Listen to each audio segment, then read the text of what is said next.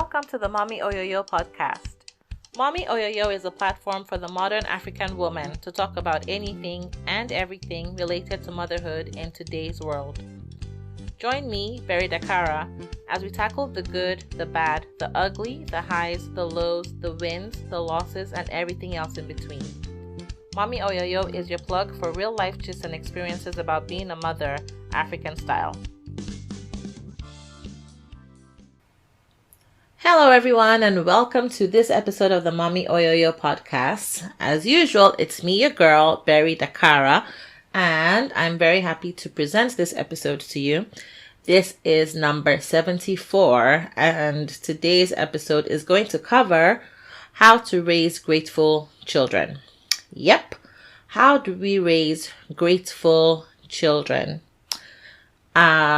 So this is January 2023 and we are just coming off of the holiday season, which is usually a lot of fun, and like the kids are always excited about the kind of gifts that they're gonna get and writing letters to Santa, or if you don't believe in Santa, or if you don't teach your children about Santa, just getting gifts, period. Like, you guys get the point.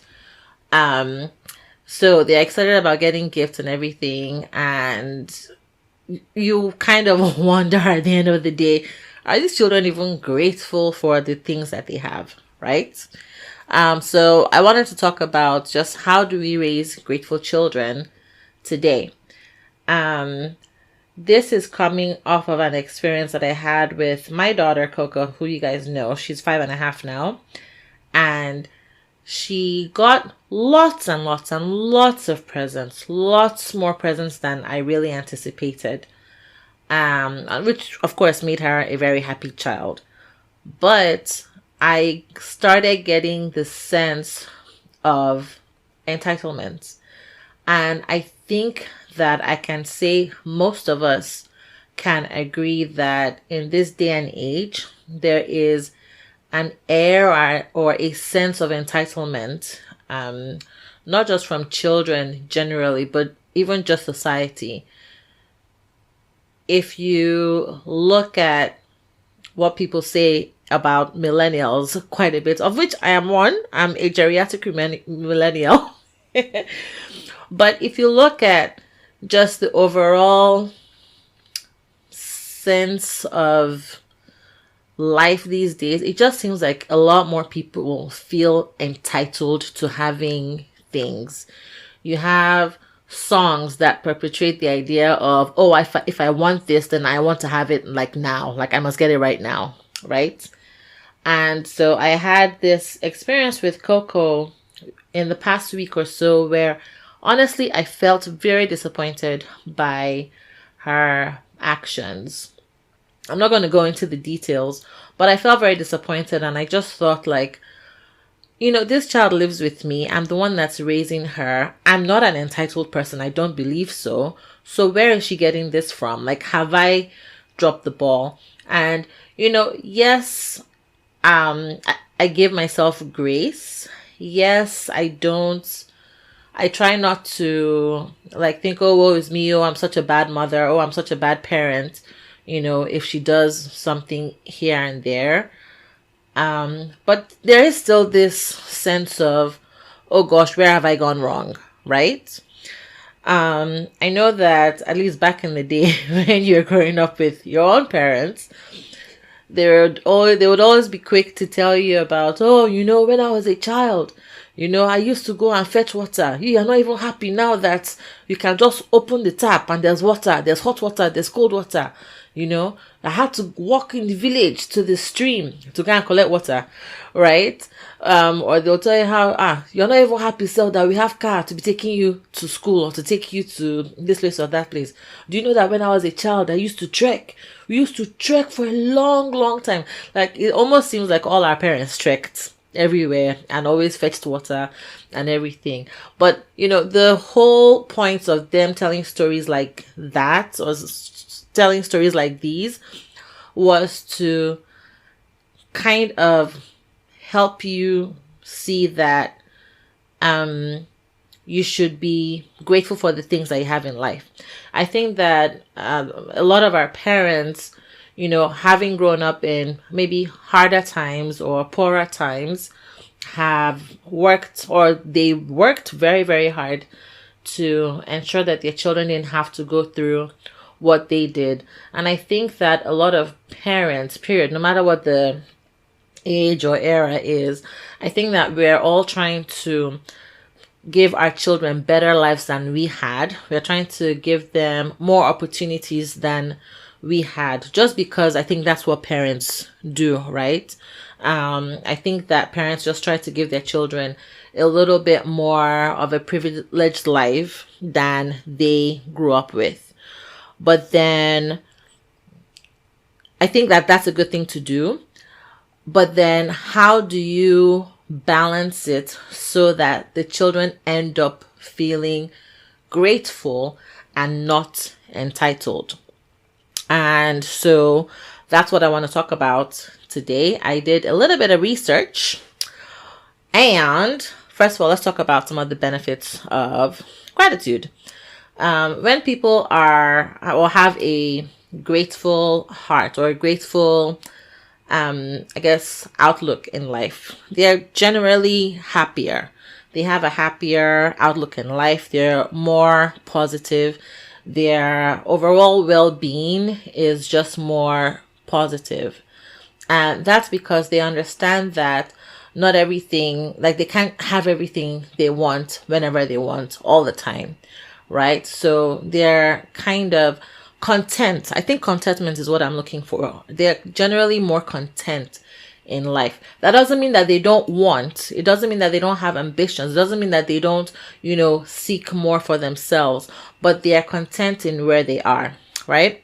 I think that another benefit of gratitude is that, you raise people, or you raise children who become grown-ups who are less materialistic. They have less of an entitlement. And I feel like I need to explain what the entitlement is a little bit. It's this feeling that you are owed something, right? I can give an example. For us, even as adults, right? I think that sometimes we can even feel entitled to our parents giving us this or that. I remember a conversation I had with someone who I won't mention, who a few years ago said to me that, why don't I talk to my dad about giving me one of his houses? And after all, he's my father and I'm his first daughter, so I should be able to tell my dad to give me a house. I'm like, excuse me, where do you get off being entitled to my father's house? I don't feel entitled to having any of my father's properties or his money or whatever. I don't feel entitled to any of that. It's like, it's his property, it's his assets. He can do with it what he chooses or what he pleases to do. It's not my, it's not his, he must not give it to me, right? And I remember just in that moment feeling very, very upset and feeling very, very angry at that person. Like, how do you get off feeling so entitled about somebody else's things, right? I think that because I have more of, and I'm not trying to toot my horn or anything, but I do feel that I am more of a grateful kind of person, because even though I had a very privileged childhood, very, very privileged childhood. I was able to travel out of the country, go on vacations, and, we had help at home. My parents had domestic staff and all of that. Yes, I grew up very privileged, but I think that I understand that all of those things were bonus. All of those things were extras. And so I'm not a very materialistic person. And I think that instilling a sense of gratitude in your children will help them become less materialistic in life and have less of a feeling of entitlement. They'll be grateful for what they do have, not feeling like you owe them this or that. Another benefit of gratitude is that I think that your children will become adults who can handle hard times a little bit easier, right? Because they are content with what they have. When things happen. I mean, look at the economy. Everyone's talking about maybe a recession coming up or a slow session that I've seen on, I think it was CNN or something. But, life kind of is in cycles. So there are good times and then there are harder times, right? There are tougher times. If you have a general outlook of gratitude, you'll be happy for what you have. Again, it goes back to being content. And I think that you'll be able to understand that, this is just for a season. You're able to handle and manage your things a little bit better for this tough time. And I think it makes you just more resilient. Another benefit of gratitude is just, I think, learning to be patient. Because again, there is this sense now of, I want this and I want it now. Whereas if you have a grateful outlook, you understand that you don't have to have everything immediately. You might not even have to have everything, period. Right? And that teaches you patience. I think it teaches you that you can wait a little bit of time before getting some things.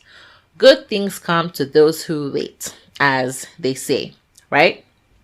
So now that I've talked about some of the benefits of gratitude, let's talk about some of the things that you can do, that we can do as parents, to help teach our children to be grateful. The first one I would say is leading by example. You yourself, remember that you are your children's first teacher. You are the one that is their steward. You're the one that's their guardian. You're the one that's been put in charge of them. These children are yours, given to you. And it is your responsibility to teach them by example. Children will they will emulate what they see. They will copy what they see. And if you live a life of gratitude, do you say thank you to people around you? Do you say thank you to your child even when they do something or give you something? Then it will be easier for them to see, well, my mom always says thank you. My dad always says thank you. Even when it's big things or little things, they will learn from you. So you have to lead by example and live a grateful lifestyle. Another thing that you can do is talk to your children about needs versus wants. I will tell you that I learned the hard way about needs versus wants when I first moved back to the US from Nigeria. This was in 2016, between 2016 and I think I want to say for a few years, maybe 4 years or so, things were really, really tough for me. You guys know that I'm a single mom. And in the first, I want to say 2 years of my daughter's life, I wasn't getting any financial support from her dad, like next to nothing, zero, right? And I wasn't earning a good enough salary. As someone in my family who would point out, like, you're living like on the poverty line, right? You're living on like below the poverty line, which, okay, yes, I know. Thanks for reminding me. But in that period, it was very, very necessary for me to understand what my needs were and what my wants were, because the little income that I was getting had to go towards my needs. And in fact, even though I saved money, lots of times what I earned was smaller than what I was spending on necessary expenses like medical debts and a car loan and just general bills that were necessary to pay. If I had $20 a month to spend on myself, that was a very, very good month. And from there, I just had to learn and distinguish between what my needs and my wants were. You can talk to your children about what needs are and what wants are. You can speak to them at their level if they're, I think obviously babies and like toddlers will not really understand, but try to speak to your child on their level so that they can get or grasp what you're trying to say. I think that as parents, like I was trying to say much earlier, as parents, we are supposed to provide the basic needs of our children. So things like shelter, food, education, things like that. That is what we're supposed to do. Anything outside of that, anything more than that, those are wants.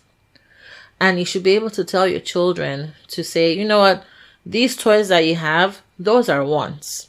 Subscribing to Netflix or Disney Plus, those are wants. You say you want to have the new, is it Nike shoes or whatever the designer things are. Those are wants. Those are not needs. You want to go on this vacation to here and there. Those are wants. Those are not needs. So help them understand that anything that is above what the needs are, that's extra, and they need to be grateful for the extra because they don't need it. Even the needs they should be grateful for, because some people don't even have some of the basic needs that they have, right?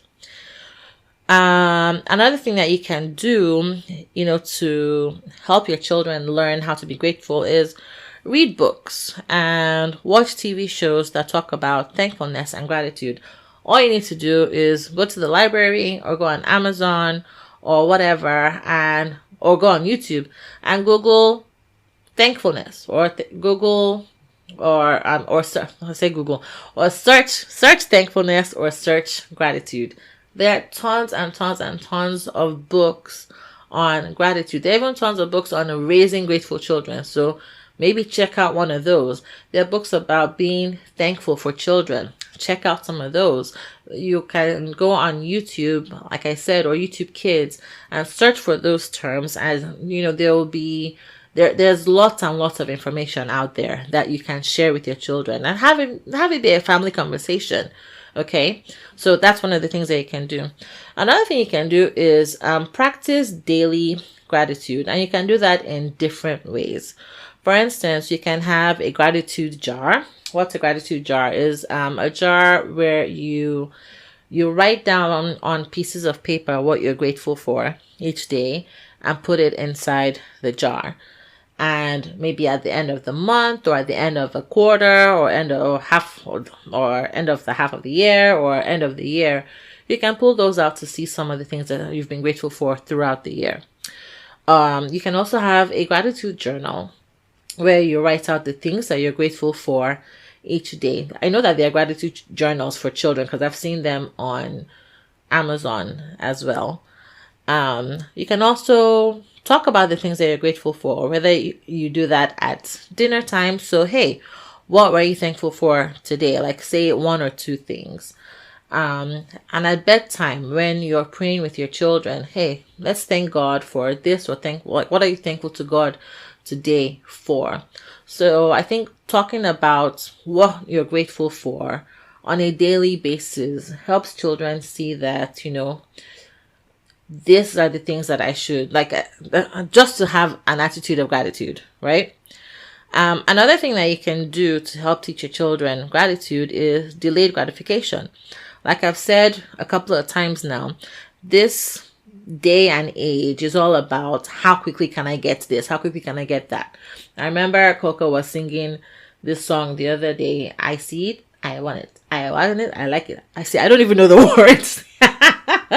I don't even know the words, but I was very, very surprised. Like, wait, hang on. Where did you learn that song? Because even I don't know it. And she had learned it from one of our neighbors' kids or something, because I've only seen it on social media. But I think the premise is, if I see something and I want it, I like it, I get it like now. You need to teach your children delayed gratification, which also ties into patience, right? Life doesn't work in the way of, if I see something now that I want, then I get it immediately. Life don't work like that. It doesn't. It is your job as parents to teach your child that, no, you need to wait. Sometimes it might be a case of, well, we need to save money to buy this thing or to go to this place or whatever. Or if just a simple, you know what, no, you just can't have that now. And explain to them why they can't have it now. They may or may not understand why they cannot have it now, but we really need to teach our children patience, right? And that helps them learn to be grateful. I think another thing you can do to teach your children gratitude is talk to them about feelings. My daughter is always drawing pictures of both of us. It's something that she loves to do. Like, she's making little gifts for me, with her. She's very crafty with her hands, right? And an example of, teaching them about feelings is like if I talk to her and say, well, what if you gave me a drawing and I just took it and I didn't say thank you? How would that make you feel? Right? You want your children to be empathetic and to understand that, well, if I don't show appreciation for something that was given to me, then they are going to feel bad. I think that most children will get that. So try to instill in them, thinking about others, thinking about how they might feel if they don't get some appreciation. While at the same time, there also needs to be some boundaries, because that people who have bad intentions towards children will try and use something like, so you want to teach them, boundaries, balance, but also thanking others and putting others' feelings into consideration. Another way that you can teach your children to be grateful is through service, through volunteering. I have a plan to take Coco on some volunteering opportunities that I have this year, just so she can see that, there are others out there who don't have as much as you do. And it's a good way to, show, to help others. It's a good way to give back. I think one way of showing gratitude is being able to give back, being able to share your resources or share your time, or share your service, share your skills, showing them that, you should be able to give to others and not focus on yourself so much, right? I think that that's one way. And then for my last point, I'm kind of iffy about it, because I wanted to say that you should not compare your children with others, but I think this one is just kind of a little bit dicey. So you kind of have to figure out how to balance it out. It's very easy to say, you know what, you're here complaining about this toy or that toy, or you don't have this other one, or you don't have that one. Don't you know that there are other children that don't have any toys at all? Don't you know that there are any children that don't have food? Don't you know there are other children that don't have blankets? Which, yes, I get why parents do that, but at the same time, I'm the same kind of person that would be like, well, okay, but why are you only comparing me to people that don't have as much? What about the people that have way more than have? Why is comparison always to the people that don't have as much? Because, if your child is a little bit more intelligent and sassy, they might be like, well, my friend has 25 dolls. Why aren't you comparing me to them? Right? Why are you comparing me to my friend that doesn't have any dolls? Or my friend travels first class. Why aren't you comparing me to those people, since you're looking to do the comparison game? Right? So that's why I say on this point, I'm a little bit like, should we not? I don't know. I think that there's a way that you can present it so that your children learn a little bit about gratitude. So that is the end of my little spiel. I hope that you have enjoyed this episode, and I hope that some of it resonates with you. I know that not everyone might agree with every single thing, but that's fine. We're all different and our family situations are different, right? But thank you very much for listening. And just hold on for one quick second while I come back and tell you which episodes you might be interested in if you enjoyed this one. So, thank you so much for listening to the episode. I think that if you enjoyed listening to this episode about raising grateful children, you might enjoy episode 2, where I talked about children's birthday parties. I think I remember some of what was discussed there. I think having like huge birthday parties versus smaller ones. But I think that that's an episode that you might be interested in. You might also be interested in episode 4, where I talked about discipline and how early is too early to start disciplining your children. I think another episode that you might be interested in would be episode 15, where I talked about your child is spoiled. I know that we are all trying to raise children that aren't spoiled in life, and I think that gratitude ties into that. So check out that episode. Okay, so yeah, those are the episodes that I think you'll be interested in if you enjoyed this one. Thank you so much for listening. And as always, please, please, please share the episode with people that you know. Share it on your Instagram stories, on your WhatsApp statuses, on Facebook, Twitter, whatever have you, or even in person. I'm very grateful to all of you for listening, and I will catch you on the next episode. Bye. Thank you for listening to the Mommy Oyoyo podcast. Real conversations about motherhood for the modern African woman. If you enjoyed this episode and you'd like to help support the podcast, please subscribe to Mommy Oyoyo on your preferred podcast player, share it with others, post about it on social media, or leave a rating and review. To keep up and join our conversations online, you can follow on Instagram, Facebook, and Twitter at Mommy Oyoyo. Also check out our website at www.mommyoyoyo.com and feel free to send feedback via email to mommyoyoyo@gmail.com. Thanks again, and I'll catch you next time.